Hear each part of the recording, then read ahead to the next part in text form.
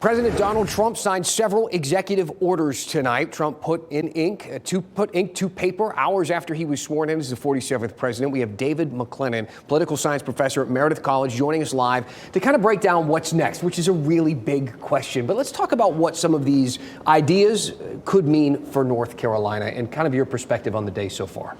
Well, the day so far is he's talked about doing a lot of things, but relatively few executive orders. Probably the big ticket items like immigration coming later. Some of the things that could affect North Carolina or are rescinding Joe Biden's offshore drilling ban that could put oil and gas off the North Carolina coast. You know, he's talked about military spending, wanting to really increase military spending. That could really impact North Carolina.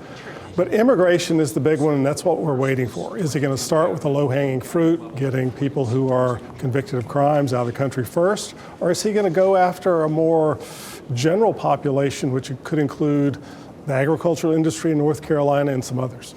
And I think that is hanging in the balance right now for a lot of people is what is going to become actuality. We heard so much from the president on the campaign trail, a million different ideas on that spectrum of how serious this could be for certain folks.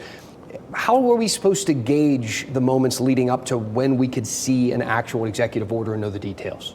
Well, I think that's what he's working on, is trying to get the details, because this is a very complex kind of situation. I mean, it's not just snap your fingers and 12 million people are out of the country. I mean, it's a very laborious process. So I think we're going to see him in consultation with the immigration czar where to start. Maybe North Carolina is way down the list of places to go to initially. So I think we're a long way away from seeing dramatic changes in North Carolina, either in immigration or offshore drilling. And just to explain to people, when these executive orders are signed, what happens with those, and what is the process following that signature?